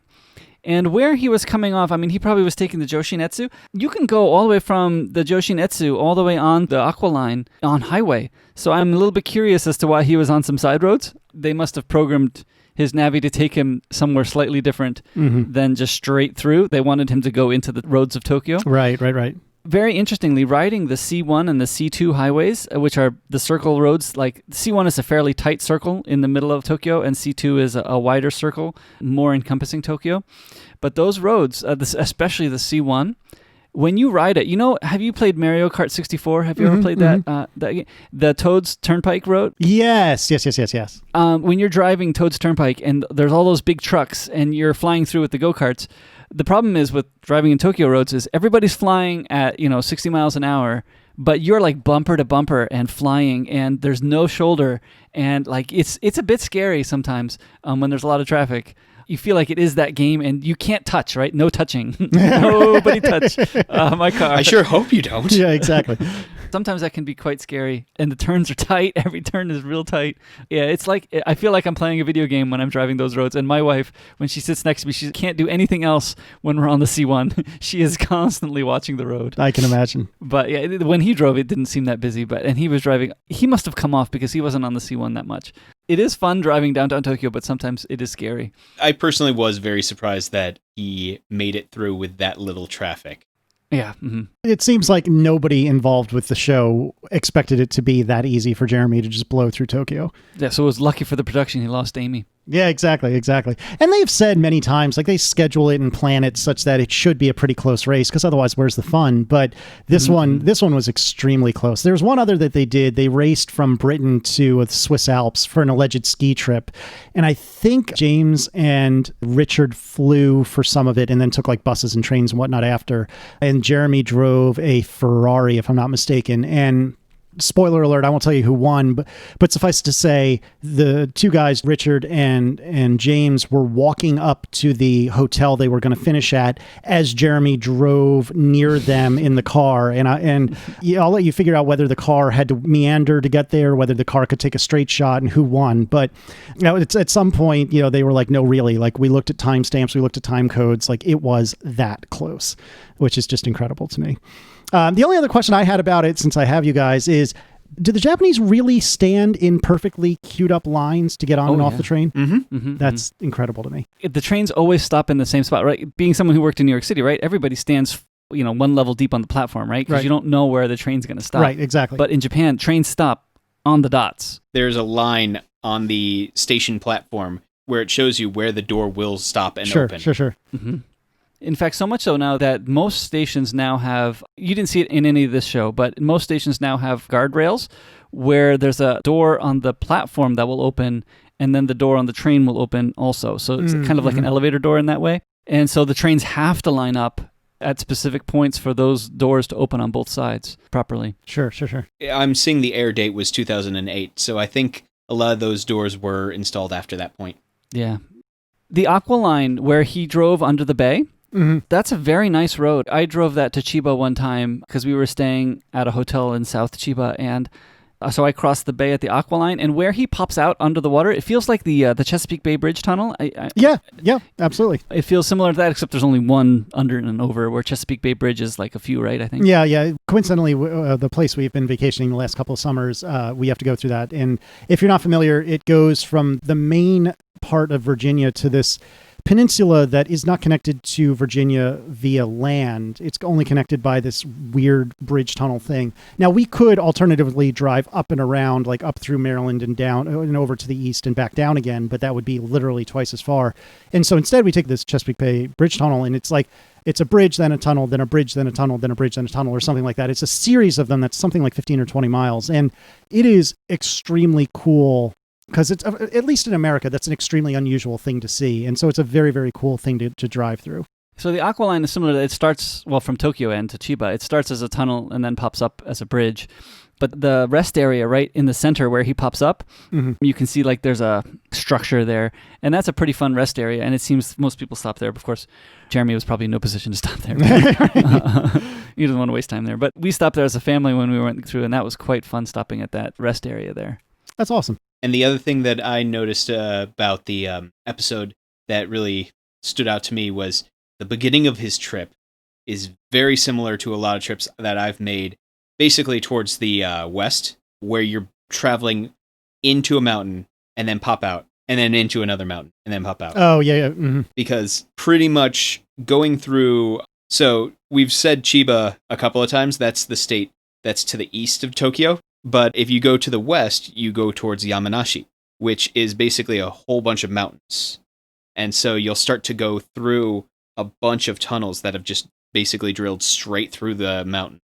That's wild. You'll just go through a mountain and then pop out and then go through the next mountain, because it's the thing that many people don't realize about Japan is the fact that it is an incredibly mountainous area. Yeah. A lot of people think of Tokyo, but they don't realize that a lot of the area outside of the big city is a lot of mountains. Mm-hmm. Yeah, Tokyo's on the Kanto Plain. So from Tokyo to Yokohama, that area, it's all flat, but everywhere outside of Tokyo is very hilly. Yeah, and it's fairly common to see where Jeremy was seeing, where he's in a tunnel and then he's out for 5 seconds. Sunlight for 5 seconds, and then in another tunnel. That's very common.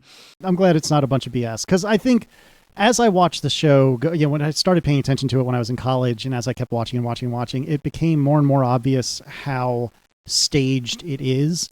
And, when I first started watching it with a less critical eye, it seemed like, this is all entirely real and not fake at all. And then as I'm watching it over the years, I realized more and more of this is completely and utterly staged for the purposes of entertainment.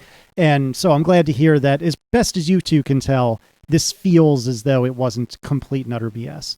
I think the only thing that was extremely lucky was getting the Navi to work again. Right. But at the same time, he would have been completely lost. So that needed to happen. So. Yeah. And I will say that the thing that made me go, yeah, they've definitely planned out this route, was the way that they had the guys who took the public transit go. Because they were swinging out back towards Kyoto to then jump on the Shinkansen back towards Tokyo. There were quicker routes. Oh, fair enough. Mm-hmm. Yeah, the start and the end point were specifically picked, I think, to make it like that, right? To have the train route be quite a bit longer. Yeah, that makes sense. But the Shinkansen they took is fast. I mean, that's the one we rode from Kobe, and you can go from Kobe, which is right next to Osaka, to Tokyo in like 3 hours. Like, it's amazing. And that's the duckbill looking one, is that right? Mm-hmm, yep. Mm-hmm. Yeah, the N700, I think. Yeah, they go every half hour, those trains. Wow. Yeah, and there's that many people going from Osaka to Tokyo every day. It's just unbelievable. Mm-hmm. I see. I don't know enough about Japanese geography to know how I'm looking now how close that is, because that doesn't mean squat to me. 6 hours by car. Holy. Yeah. Yeah, 6 hours by car. And you'll do it in 3 in this train? 3 hours on the train. Mm-hmm. Wow. I mean, it makes like 4 stops. Like, it stops in From Osaka, you're stopping in Kyoto, Nagoya, Yokohama, and Tokyo. It's like 4 stops, and that's it. It's just rocketing the whole way through. That's incredible. And then if you need to get even further west, you leave that one and you jump on another one that goes further west. All the way up to Hokkaido. Mm-hmm. That'd be east and north. Oh, sorry, east. Right. That's incredible. My goodness. So what is 500 kilometers in... See, I'm such an American. What's 500 kilometers in miles? 310.7, apparently. Golly. Yep. So 300 miles in 3 hours. That's... with stops. That's booking it. Good grief. It's a nice train. Do they have like dining cars on it and stuff like that? Like I see they brought like the cart through where you could buy food, but do they have specific cars where you can go like have a meal or anything? Not on the Shinkansen. Okay. No. There are other trains that will have it, but not the Shinkansen. No, the cart is about as much as you'll get, though. He was looking for a vending machine. The train he was on, I wouldn't think would have had a vending machine. No. The Shinkansen would have, but not that local train he was on when he got separated from Richard. Mm-hmm. That wouldn't have had a vending machine on it. He would have had to go to the platform to the vending machine there. Fair enough. That was the first thing that I was noticing when he was walking down the line was he's looking for a vending machine. He just got off the Shinkansen, which would have probably had that, but yeah, those local ones. And the splitting of the trains, that happens. Mm-hmm. I've gotten messed up on that a few times, too. I meant to ask about that, actually. Yeah, so at one point, if you've not seen the episode, so Richard is going looking for food, and part of the humor of the episode is that Richard does not like fish or anything fish-related, and here he is in Japan, which my limited understanding of Japanese cuisine is that he is not in a good place to not like fish. No. And so he went searching for food, and then I guess James calls Richard, who is on the platform, and James said, well, where are you? We've left. And Richard says, no, we haven't. I'm still on the platform. I'm looking at the train. And James says, no. I've not left the train and I'm moving. And so apparently, the train just separated.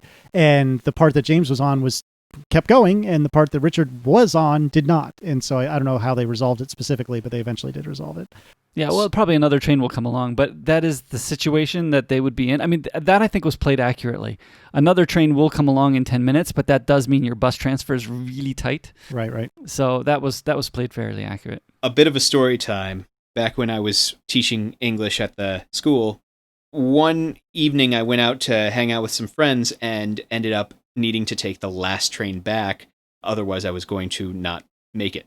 Oh, no. I did not realize that the train that I was on was doing one of those splits. Oh, no.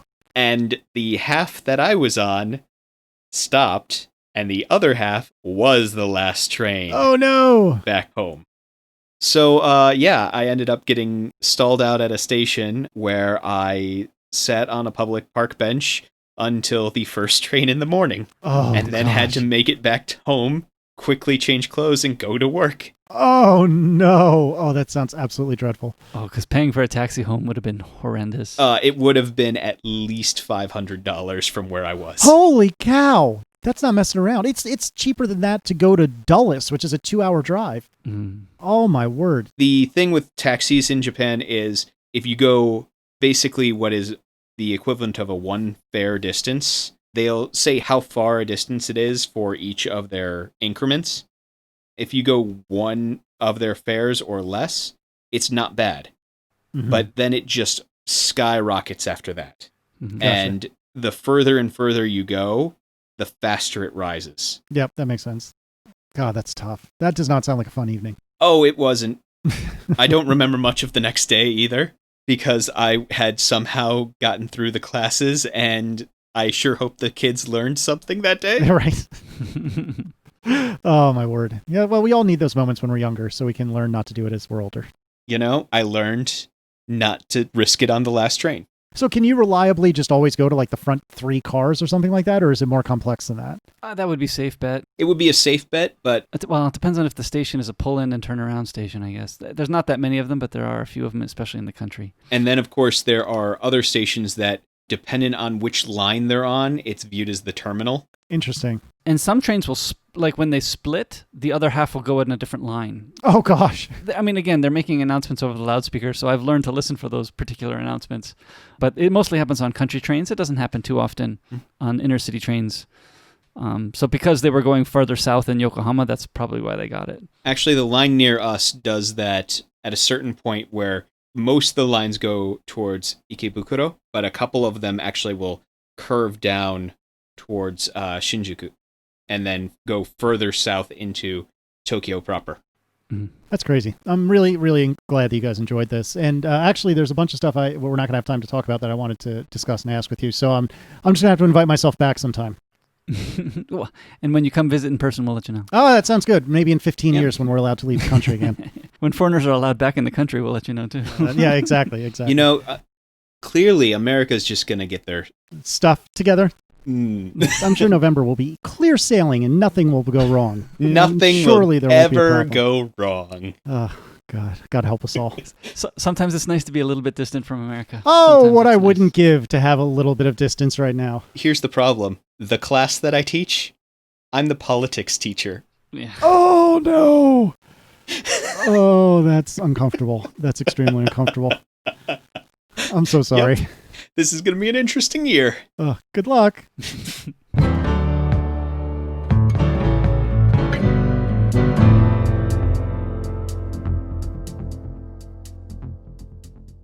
And then I have two different bags of Haichu. I have, and this strikes me as perhaps Starburst-like. They're immensely fruity, intensely chewy candy. Or at least that's one of them. And then the sweet and sour one is a true-to-life fruit flavor with a tangy twist. And so both of these, they have American nutrition facts on them. Seems that, again, about a third of a bag is the serving size. And these are not small bags. So they're hearty servings.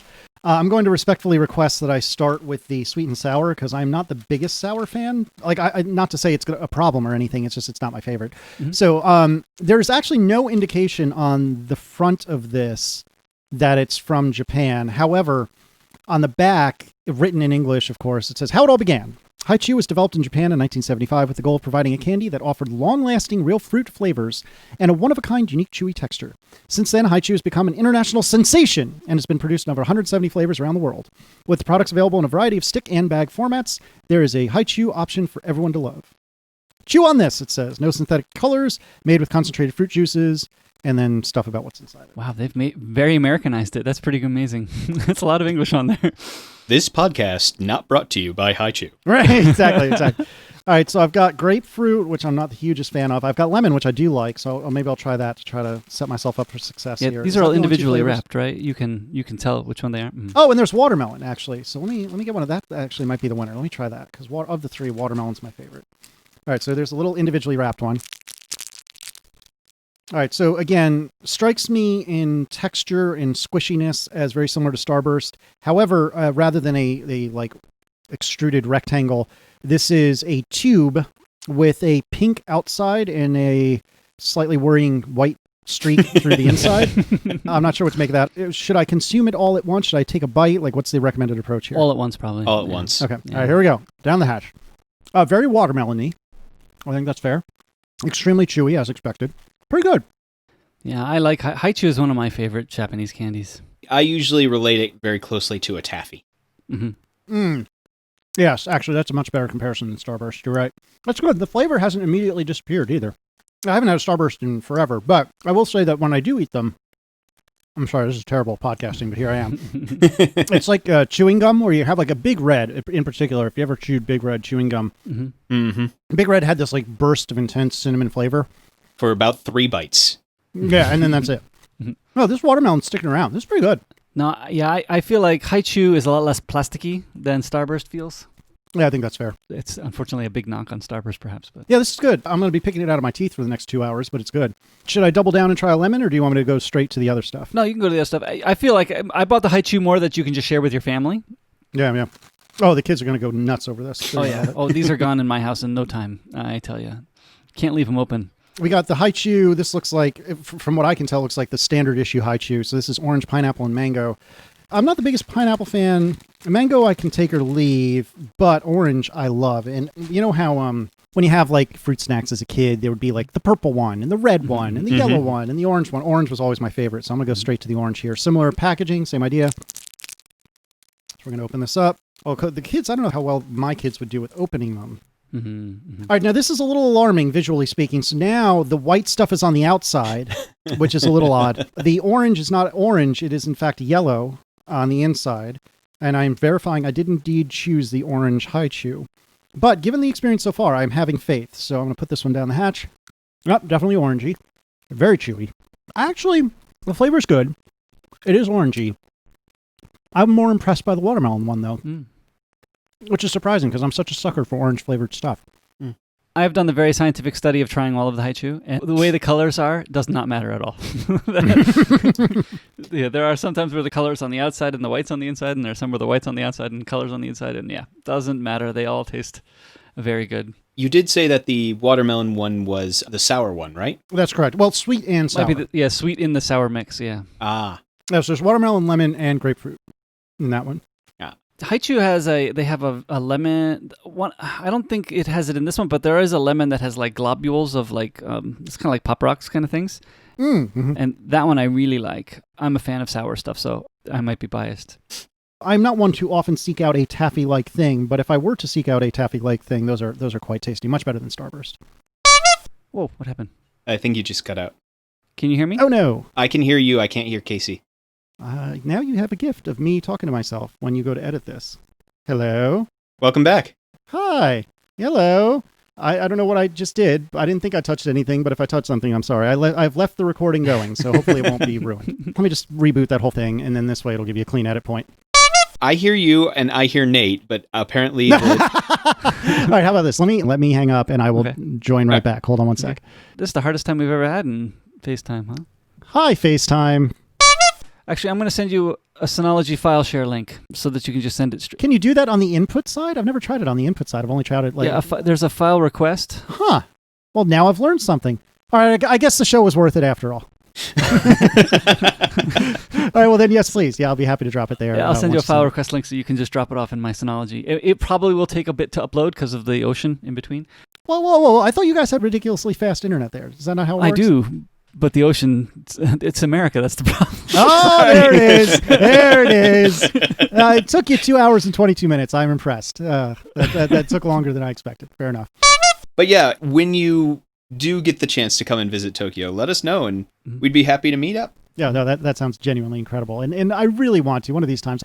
I feel like of all the different countries on the planet that I've known people to visit, I feel like Japan and Tokyo particularly, but Japan in general and Australia are the two places that anyone I've ever spoken to who has been has said, you must go. You do not have a choice. You must do it. So eventually, all snark and kidding aside, eventually I very much hope, once the kids are a bit older, I very much hope to make it happen because I think it would be incredible. Mm-hmm. Yeah, when the kids are older, I think that's a good idea. Mm-hmm. Well, thank you, gentlemen. It is very kind of you to have me on and let me talk your ears off for far too long. If you need, hopefully you don't need to split this into 15 episodes or anything, but I very much appreciate it. Thanks a lot, Casey. Thank you so much.